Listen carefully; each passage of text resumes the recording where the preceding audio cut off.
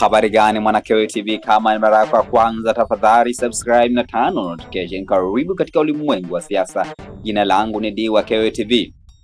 Ofisi ya msajili wa vyama vya siasa imeeleza kutengua uteuzi wa viongozi wanane wa Chama cha Demokrasia na Maendeleo Chadema waliothibitishwa na baraza kuu la chama hicho mnamo Januari 22 mwaka 2025 kutokana na kuwepo kwa itikadi halali za kikao hicho.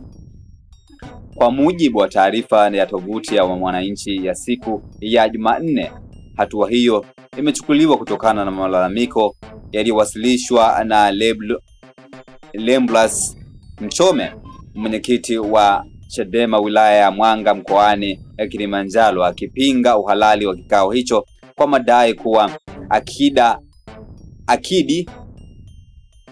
akidi ya wajumbe hakufikia. Viongozi waliotenguliwa ni pamoja na John Mnyika, katibu mkuu, Amani Golugwa, naibu katibu mkuu Bala, lakini pia Ali Ibrahim Juma, naibu katibu mkuu Zanzibar. Wengine ni God Bless Lema, Lozi Mayemba, Salma Kasanzu, Hafidh Ali Saleh na Dr.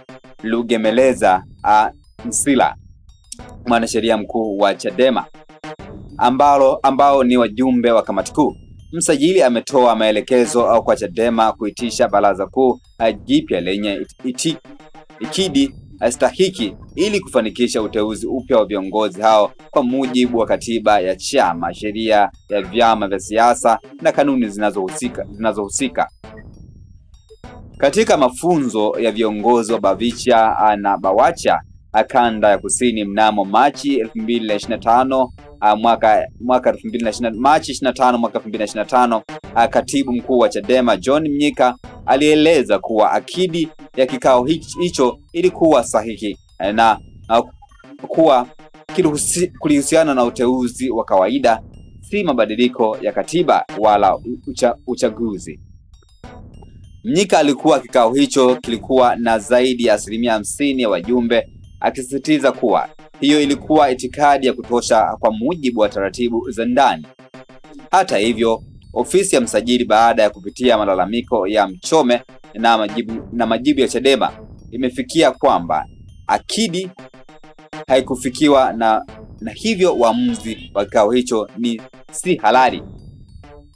Kwa mujibu wa chanzo cha ndani Chadema kilizungumza na tovuti hiyo, uamuzi wa msajili ni taarifa mbaya sana kwa chama na unaweka chama katika hatari ya sheria iwapo hakitatekeleza maelezo hayo. Chanzo hicho kimesema kuwa viongozi wengi kwa sasa wako mikoani wakitekeleza operation ya no reform no election.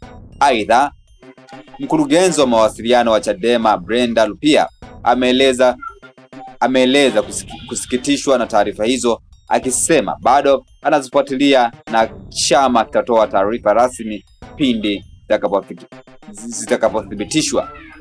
Kwa upande wake, Mchome ameeleza siku ya Jumatano Mei 14 mwaka 2025 atazungumza na wanahabari kuhusu uamuzi wa msajili juu ya malalamiko yake, kwani akukataa wala akubali juu ya taarifa hizo. Viongozi mbalimbali wa ofisi ya msajili akiwemo msajili mwenyewe Judge Francis Mutungi na naibu msajili Sisteli Nyahonza wametafutwa kuzungumzwa swala hilo bila mafanikio. Jina langu ni Diwa Kewe TV. Karibu katika masuala ya siasa. Hapa tumezungumzia masuala mbalimbali yanayohusu siasa. Ila swala la Chadema, baadhi ya viongozi wa ngazi juu katika chama Chadema kutenguliwa katika nafasi zao za uteuzi ndani ya chama hicho cha Chadema.